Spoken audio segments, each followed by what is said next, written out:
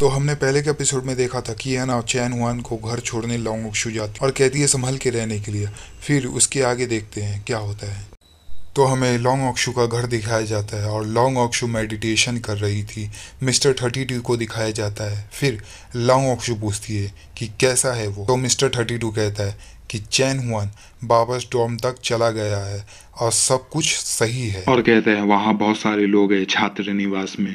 लू इतना जोखिम नहीं उठाएगी अपने आप को खुलासा करने का और वो कुछ समय के लिए सुरक्षित है। फिर लॉन्गोशु कहती है इस मेन दुनिया में भी कुछ सेक्ट हैं लो लेवल के, और फिर भी ये सब अहंकारी बनते। शायद मुझे ये सब सेक्ट को खत्म कर देना चाहिए जिससे ये भविष्य में कोई भी दिक्कत ना बने। मिस्टर 32 कहता है इसकी कोई ज़रूरत नहीं है मास्टर, मुझे लगता है कि ये अच्छा रहेगा कि आप इस सब में शामिल ना हो।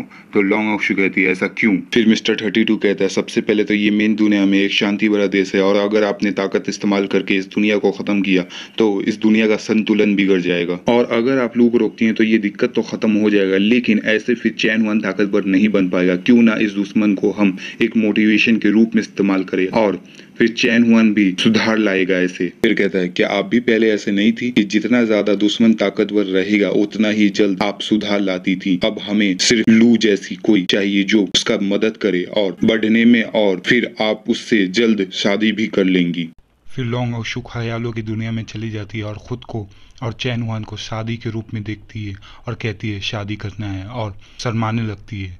और फिर मिस्टर 32 कहता है मास्टर। फिर लॉन्ग ऑक्शू खांसते हुए कहती है जो तुमने कहा ये समझ में तो आ रहा है, पर मैंने चैन हुआन का सिस्टम खत्म कर दी थी, अब वो सिस्टम खो दिया है, उसके पास कोई चारा नहीं है ताकतवर बनने का, और वो कैसे लू को हराएगा? फिर मिस्टर 32 कहता है फिर हमें कोई हैक ढूंढना होगा, उसके लिए आप कोई भी दुनिया को चुनिए और कोई भी ताकतवर मार्शल आर्ट टेक्निक को उसको देने के लिए और कल्टीवेट करने के लिए। फिर मैं उसके लिए छुपा कर उसके टेबल पर रख दूंगा, जैसे चैन हुआन का स्वभाव है वो जरूर ही बिना कोई शक के कल्टीवेट करेगा और उसे इस्तेमाल करेगा। फिर कहता है क्या वो भविष्य में आपसे आगे निकलने के राह पर नहीं होगा? लॉन्ग ऑक्शू कहती है ठीक है, फिर चैन हुआन अभी एक साधारण इंसान है तो उसके लिए एक नीचे लेवल का मार्शल आर्ट टेक्निक सही होगा दूसरे दुनिया का, तो ठीक है चलो फिर जल्दीबाजी नहीं करते हैं। तो फिर लॉन्ग ऑक्शू कोई पोर्टल खोलती है और उस ताकत के बारे में भी बताया जाता है। सीक्रेट टेक्निक एजुअल RIP, कोई भी दुनिया का संपर्क बना सकता है और जा सकता है। तो हमें इस दुनिया के बारे में बताया जाता है। इस दुनिया का नाम वू शिंग है और